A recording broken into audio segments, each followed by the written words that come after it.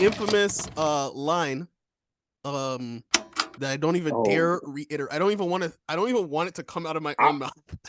I'm not gonna say it. I know exactly what you're talking about. I'm not gonna say it. The infamous line with him and Jocelyn inside of the bedroom. That was like I had to pause because I couldn't like watch it anymore. Welcome back, ladies and gentlemen. This is Sound Bites, a part of album mode where we talk about the music, the culture, the internet, and how they all intertwine into the culture that we have today in music. I'm back. We're back.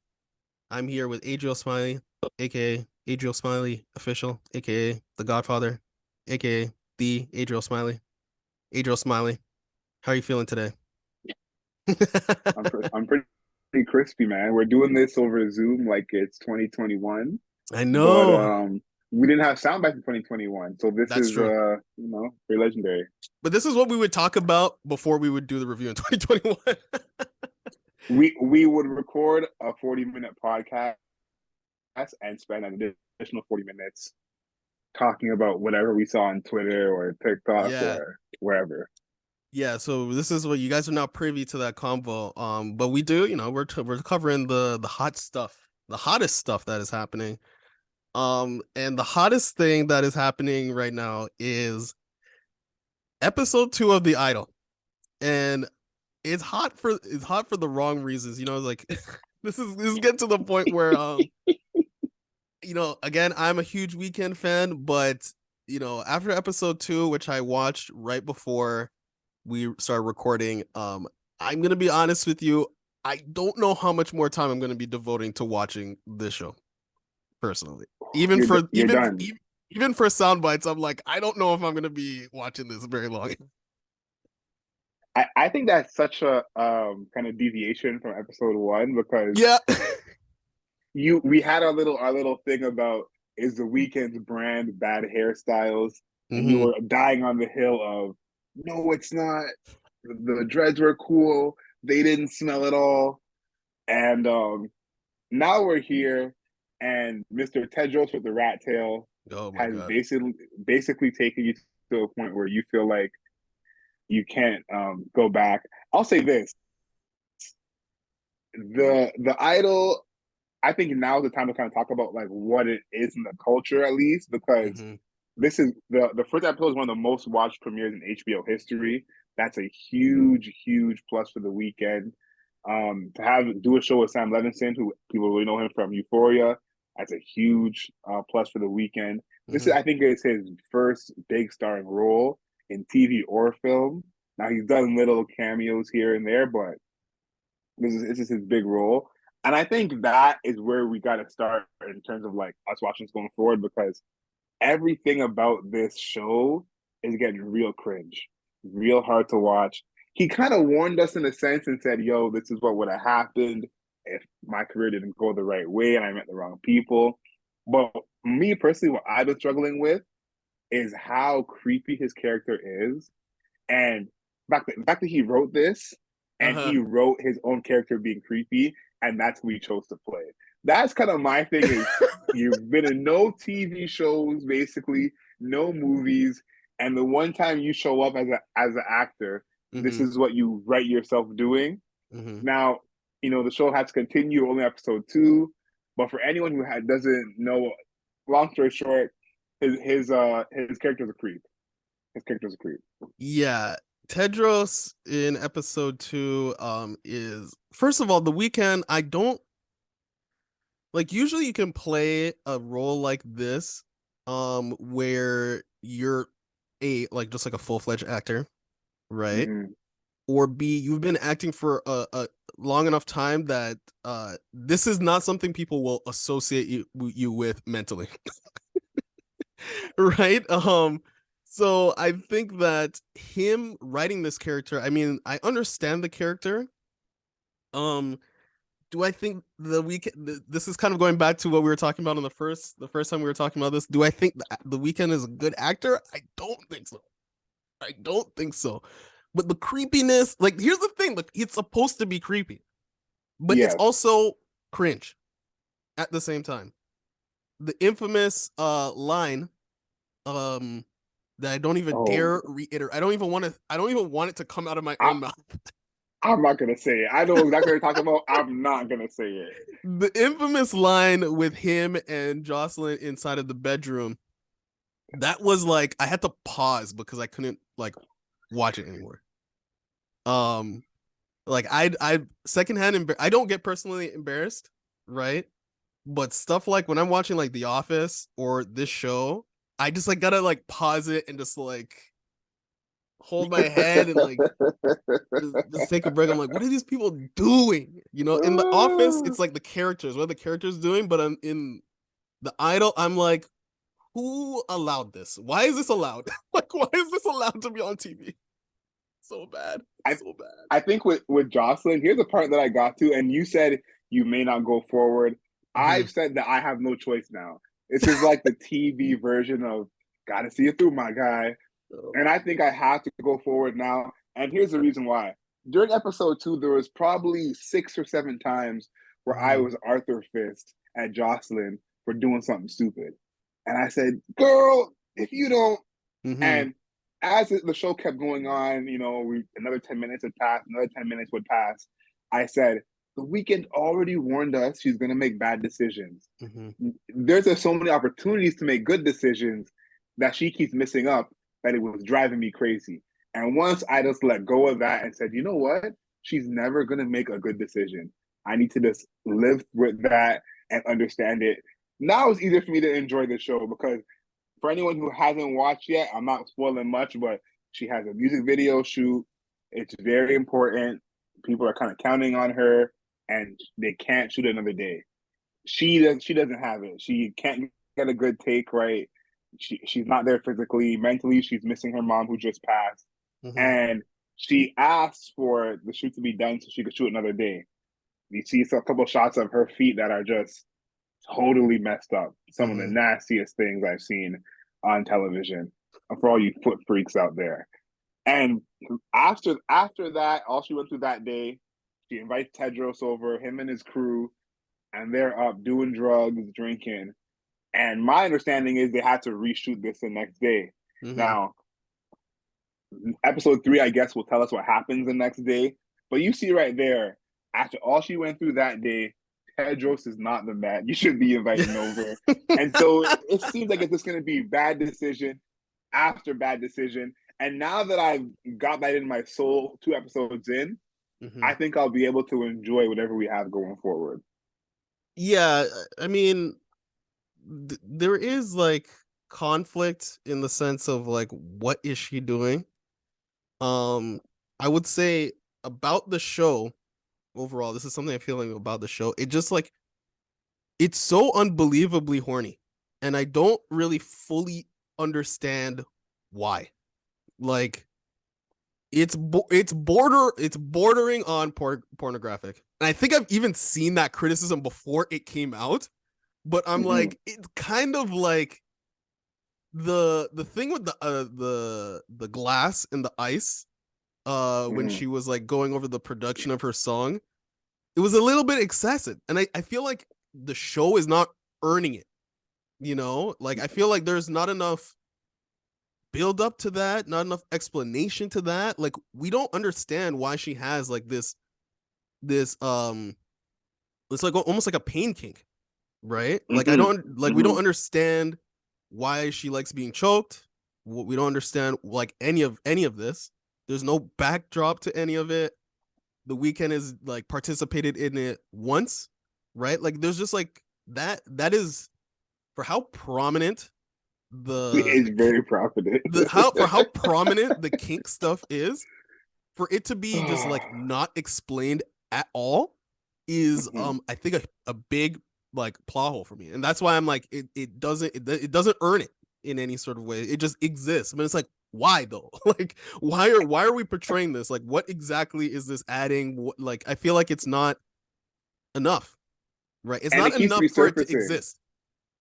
It keeps Sorry. resurfacing as well. Like it keeps Yeah, it keeps resurfacing. coming back. And how come nobody else talks about it? Like But so this is the last part I have before we can move on. I think what this show has showed me in terms of my critique of television Mm-hmm. is that being bold is not good enough to be good.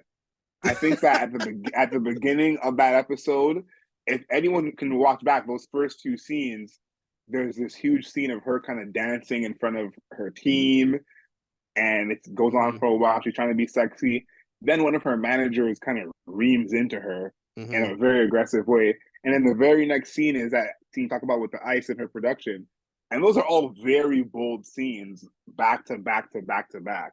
There's no kind of casual dialogue for the first little while of the show. And it's Right. like just being bold doesn't mean that all that was good. Right. Those are bold in the moment. The yelling at her was really bold. Her dancing was, a big stretch. But this show, I think, had to earn it. You said it their best. I think the show has to earn it because right now it's just bold to be bold, and this hasn't kind of come around to make sense yet. So, you'll be hearing it from us. We're tuned in, man. Episode 2 of The Idol. I'm very interested to see how it ages because right now, even though we're stuck in the moment right now, it's a little Yeah. bit tricky. A little bit Yeah. tricky. I think that Lily Rose Depp, I think is doing well. I think she's Mm-hmm. doing well. I think there's a little bit of like the show doesn't know if it's a comedy or not. I feel like I think like the managers, when the managers Mm-hmm. like the handlers are together, it's actually kind of funny. Like the way they interact is kind of funny. Yes. Right? Like her, I don't even know who the older woman is, but whoever she is, I think she's just like a label exec that's trying to make sure everything goes right together. Um, Mm-hmm.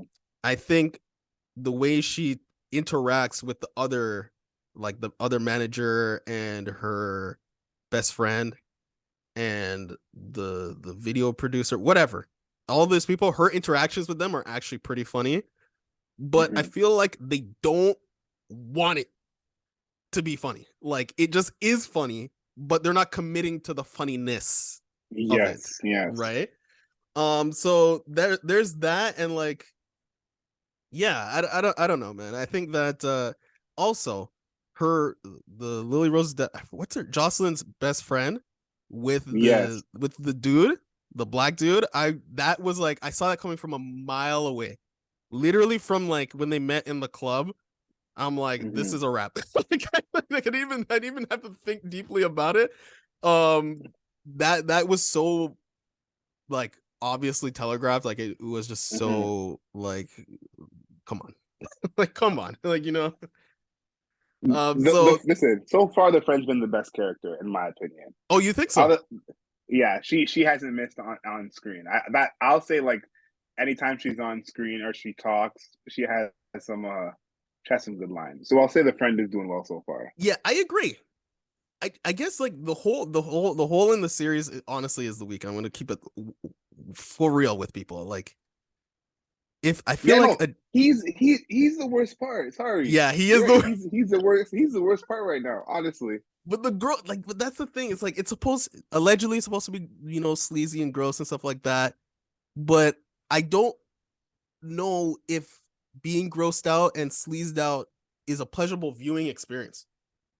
Right? Like if mm-hmm. this is gonna be every week, do I want to be grossed out, feel Every week. sticky every week? I don't think so. Right? Like I would understand it for a scene or for an episode Mm-hmm. because we're really Mm-hmm. trying to like show you how gross and weird like something can be.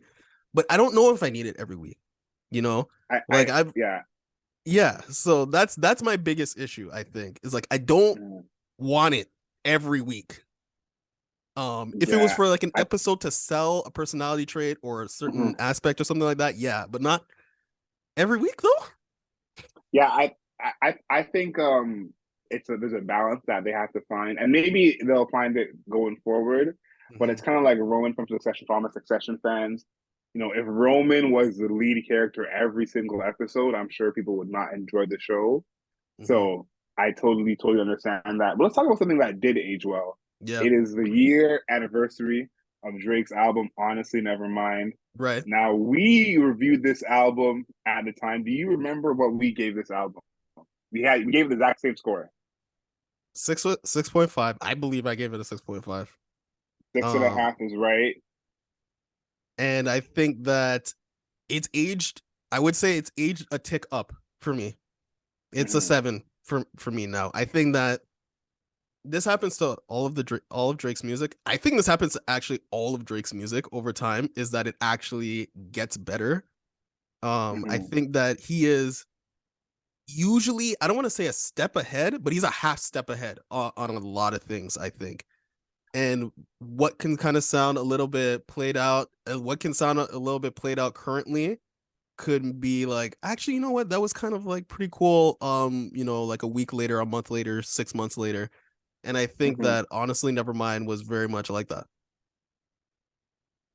100%. Drake, I would give him a full step because I think that because he puts out so much music, Hmm. that's part of him being so ahead in a sense.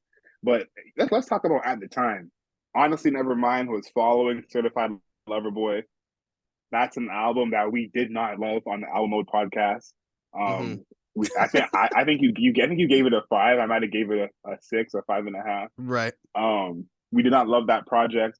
And then honestly, Nevermind came out of nowhere. Now we weren't even really doing sound bites at the time, but we did a little 2 5 minutes at Hmm. the end of the podcast talking about the lead up to honestly Nevermind.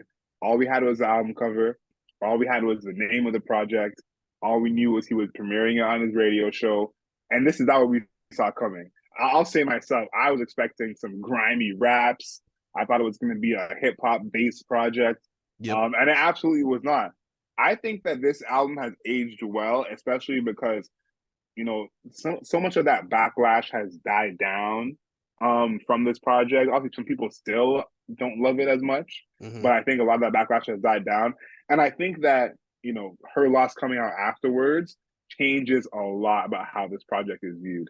Now, I said it at the time that Jimmy Cooks, you didn't love it as an outro, but I did because I said this lets people know that Drake is not done rapping. Right. This whole project was so much of dance music that if Jimmy Cooks was not there, my fear would be people would be worried that Drake's not rapping anymore. That this is where he's at now. And this is what he's doing. And to see Jimmy Cooks lead into her loss, absolutely great execution by Drake. So I think honestly, never mind. People gotta give it its flowers, especially when we see what her loss became afterwards. Because Drake gave y'all the okie doke. I gotta say it, man. I know we don't like to give Drake his flowers, and it's very cool to hate Drake. I understand that, but honestly, never mind. I think aged a lot better than people expected. Yeah, and I think because when it came out, people were like, "Why is it a dance band album? What? I don't understand." Like Drake, I think Drake is a rapper, singer, R&B, pop, rap, house. And I think it just like people were like very much taken aback by. I was too, and I was taken aback in a good way because this project is kind of just evidence of what I've been talking about forever. It feels like where I keep saying like Drake, everybody's gonna listen to Drake's music always, right? Drake's one of the biggest artists in history, definitely of our time. Everybody's gonna listen to it anyways. So just pick one direction and then just walk Mm-hmm. that way, right? And I think honestly, Nevermind was probably the first time he had done that in a long time, right? Where he's just like, I'm just gonna drop the electronic house music. You guys can go argue with your mom. Okay. I'm like, it doesn't matter.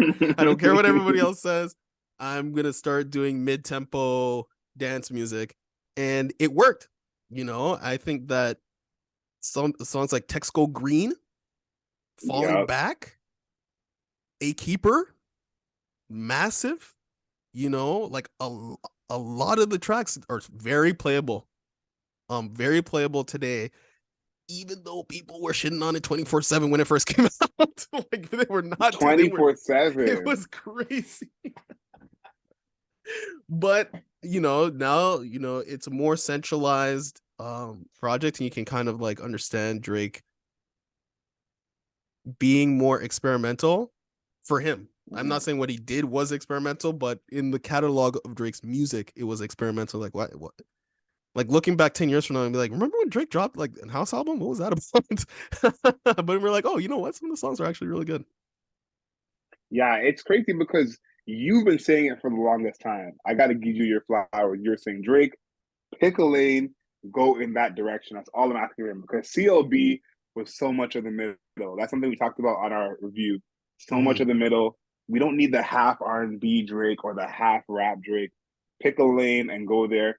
And I thought about this with also Nevermind because if you compare Drake to his contemporaries, J. Cole, Kendrick, even Hmm. Kanye to some degree, Drake is pretty experimental compared to the Kendricks and the J. Cole's of the world. And even then, we were saying, still, we need something more. We feel like we've heard Fair Trade 12 times. We've heard all those songs over and over again. This was Hmm. the first time in his career where he was like, I'm making something y'all have not heard before.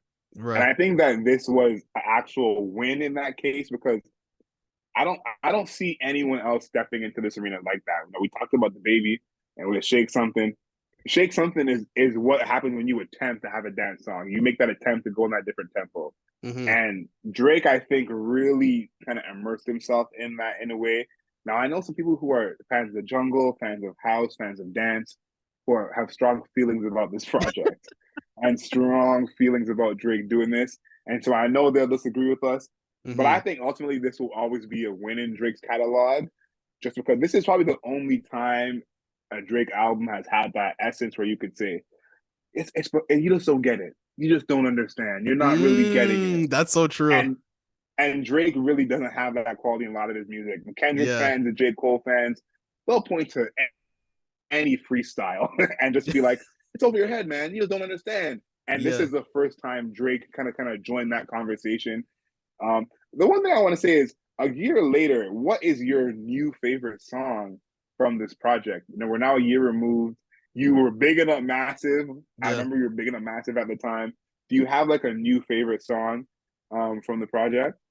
I will say Massive, it's still the number one for me. And I just feel more vindicated as time has gone by, just because it became the big track. It became the song everybody was listening to.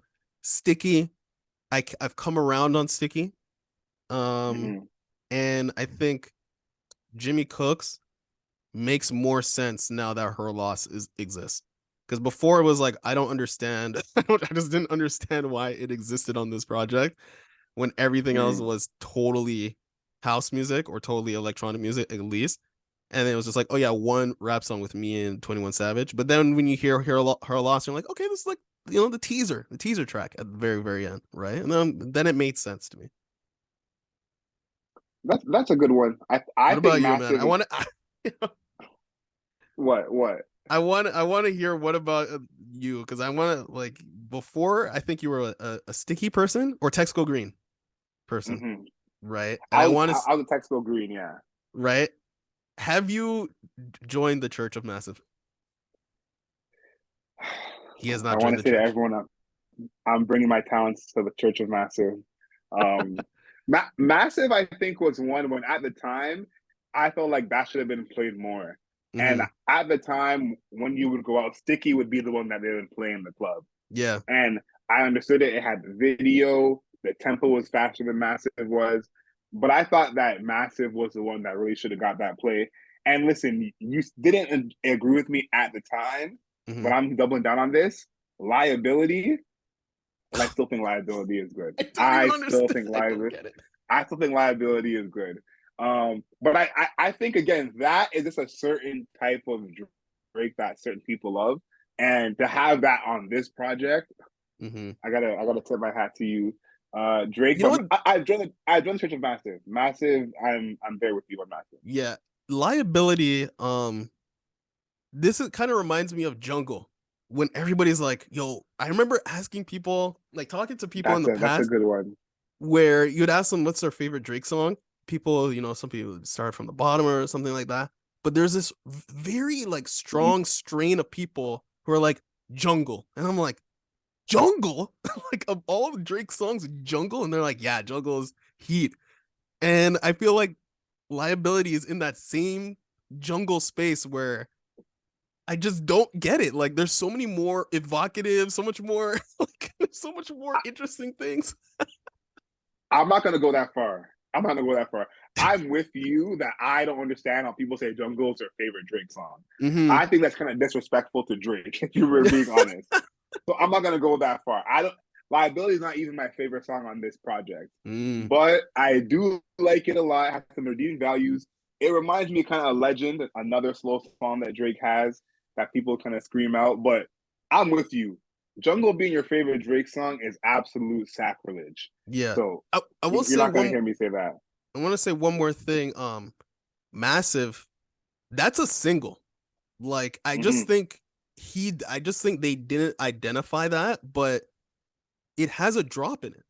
Like it has an EDM drop in it. Like I feel like it could have made a single around like a music video around Massive could have been Massive. Like I think nobody else recognized it except for me because I swear to God, I swear people were talking about every other song except for Massive, and I felt like I was screaming into the wind.